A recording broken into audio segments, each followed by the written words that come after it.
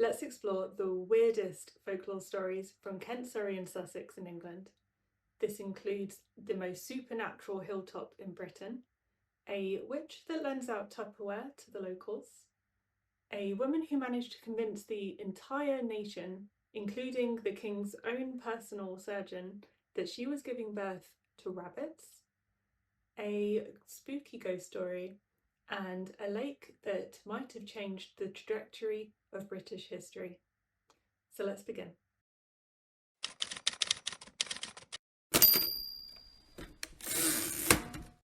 If you wanted to see a ghost anywhere in southern England, this place might actually be your best chance.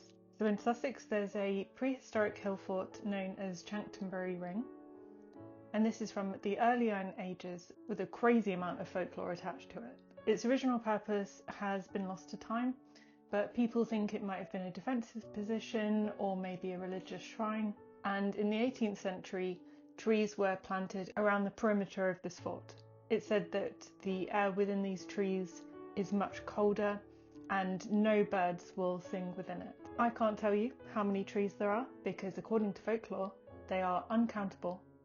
And if you were to successfully count them, then the story goes that you will raise the ghosts of Julius Caesar and his armies, and you will see them marching across the South Downs.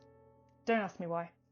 Another story says that if you run backwards around the perimeter of the trees 7 times at midnight on Midsummer Eve, then the devil himself will appear to you, and he will offer you a bowl of porridge in exchange for a wish, or, according to some stories, in exchange for your soul.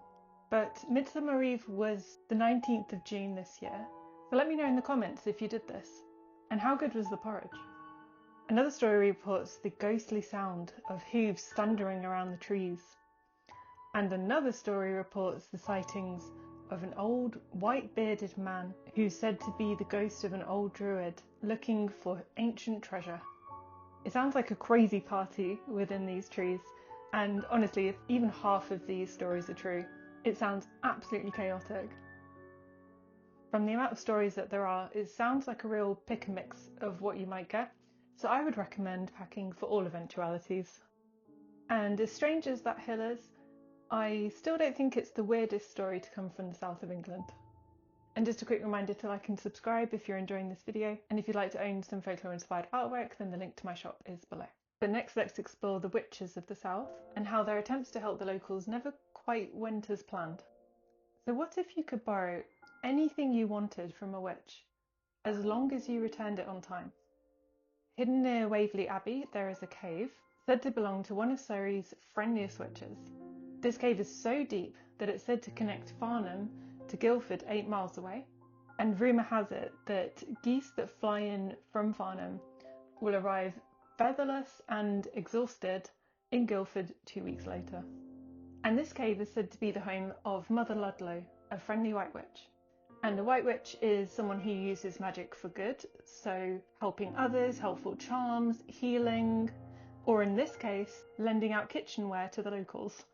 So if you were a local wanting to borrow something, then you would go to the entrance of Mother Ludlam's cave at midnight and you would say, "Good Mother Ludlam, lend me insert whatever you needed and I will return it within 2 days." The next day when you go back, you will find the item that you asked for sitting at the entrance of the cave. Pretty convenient. But of course, there's always one that ruins it for everyone, because one day a man asks to borrow a cauldron. Mother Ludlam was a little bit hesitant to lend this out because, this is her personal cauldron, but being the kind soul that she is, she lent it out anyway. But 2 days pass and the cauldron is not returned. Mother Ludlam is pretty annoyed about this and decides not to lend out any more items to the villagers. Even when the cauldron was returned, she ignored it. This cauldron finally made its way over to Gresham Church, where it remains today. So if you want to go see this cauldron, you absolutely can. And she isn't the only witch that's been reported in the south of England. In Slimfold in Sussex, long ago, a bell was being transported across a boggy hollow known as Alford Dean. As the wagon drove down the road through this, the bell got loose and fell off the wagon and into the bog. The villagers tried to retrieve the bell and tried to pull it out, but all in vain, and desperate, they went to a witch for advice. She said that the bell could be pulled out, but under very specific circumstances. It must be done at midnight. It must be pulled out with 12 white oxen, and during the whole procedure, no one must speak a word. So the villagers gathered that night with their 12 white oxen. I guess they found a last-minute bulk buy deal. And as the oxen started to pull, the bell started to rise out of the bog. As they're pulling further and further, the bell is almost clear of the bog when a man shoutedly excites, "We've got the Alfred Dean Girt bell, despite all the devils in hell." As soon as he said those words, the chain snaps and the bell falls back down and sinks into the depths of the bog, where it still is today. So unlike the cauldron, that trinket of folklore is not available for public viewing. But another witch in Kent told my favourite prophecy ever, and I love this story. Back in 1300s, a man called Sir Roger de Sherland starts the story by killing a monk who defied him. So yes, we are off to a brilliant start. To escape from the local county sheriff, he gets on his horse and he rides towards the sea. His horse's name is called Grey Dolphin, which is an amazing name. And as he gets to the sea, he continues to ride his horse into the water, and he's swimming out to Edward I's ship that's passing through the Thames so that he can get a pardon for his totally unnecessary crime. And he's given a pardon. See, it's all about who you know in this world. I also didn't know you could even ride a horse in the ocean, but the fact that it's called Grey Dolphin makes me feel like this was a regular occurrence. But after getting his pardon, he returns to shore, and a mysterious old woman standing on the coast beckons him over with a bony finger and whispers in his ear that the horse, having saved his life, would also cause his death. Without hesitating, Sir Roger, being a man of predictable actions, draws his sword and immediately beheads the horse. Grey Dolphin, you deserve so much better. Some years later, as he's walking along the coast, Sir Roger comes across the skull of the very same horse, and he kicks it, and one of the teeth punctures through his boot into his foot, causing an injury that kills him soon after. What a shame. His tomb is still in Minster Abbey Church, and if you go there you'll see a stone monument of his body lying on its side, and carved out next to his feet is a horse's head. But helpful witches weren't the only strange people living in southern England. In 1727, one woman convinced the king's own surgeon that she'd given birth to rabbits. Her name was Mary Toss, and she convinced doctors that she'd been startled by a rabbit when gardening one day, and then proceeded to give birth to various animal parts, witnessed by a local doctor from Guildford. Amazed, he wrote with his findings to London and even convinced the king's personal surgeon. But under intense scrutiny, Mary finally admitted that this was a hoax.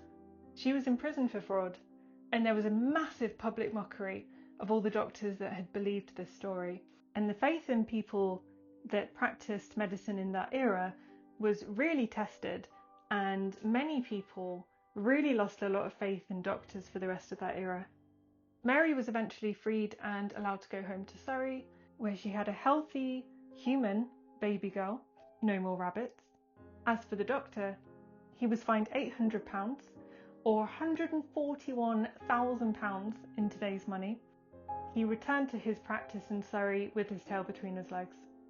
I think this is just one of those cases where things just get out of hand too quickly, and to go to the lengths that Mary must have had to have gone to in order to convince these doctors that she was giving birth to rabbits, I just think no amount of fame is worth that.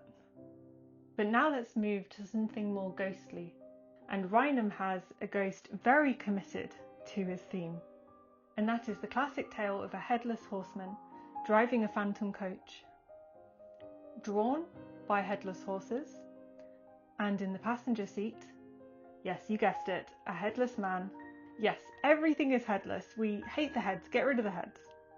The passenger of this coach is said to be Christopher Blore, who was quite the ladies' man back in the day, and it said that the husbands of the village eventually got sick of his antics and they all banded together at midnight to permanently get rid of the problem by cutting off his head, of course. The new owners of Christopher Blaw's house would leave a full glass of brandy out on Christmas Eve night, and by the morning it was empty.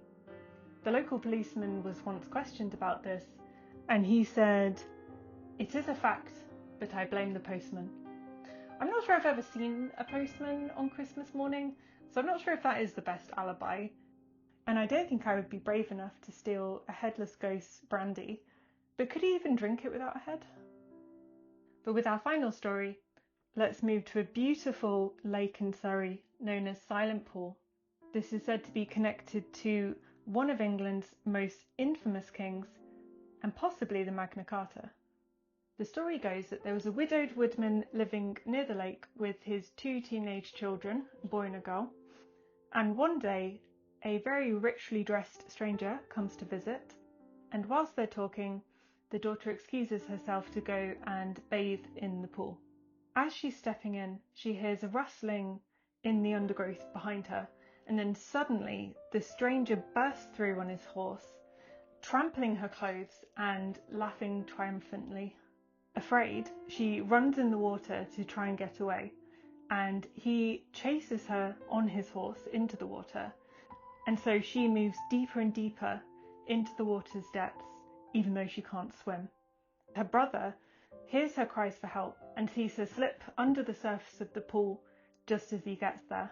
So he dives in after her, but unfortunately he can't swim either, and so they sadly both sink to the bottom of Silent Pool. When the father saw the aftermath of what had happened, he was obviously devastated, but he noticed a very unique feather stuck in one of the trees nearby, and he instantly recognised this as being from the hat of that stranger who had visited earlier that day, and he knew straight away that he was the culprit. And this stranger turned out to be none other than Prince John, Regent of Britain, later to be the troublesome King John I. The woodman told his story to one of the prince's enemies, who managed to get them an audience at Guildford Castle. The woodman went in disguise and told his story, producing the feather and denouncing the prince. This story confirmed the hate that the barons had for the prince and paved their way for triumph over him at Runnymede in 1215. A lot of people still visit Silent Pool today. It's an eerily silent pool, and if you're nearby, I would recommend visiting, even if you don't believe the legends. Everyone who goes to Silent Pool finds themselves stopping and listening. So here's the print and the matching sticker. Thank you so much for watching. I hope you enjoyed the strange tales from this area of England, and let me know in the comments if you have any really strange folklore stories from your local area. If you'd like to own any folklore inspired artwork, then the link to my shop is below, and if you want to keep up to date with all the strange folklore goings on, then please don't forget to like and subscribe to this channel, and I will see you next time. Secret Howl update. This is his favourite summer activity of just rising ground in the grass, trying to acquire as much of it as he can into his fur. It looks like it feels quite nice. He'll collect all the grass and then he'll just shake it all back out. And then next on the agenda is a game that he's made up. Not really quite sure of the rules, but it involves his wobber and running ground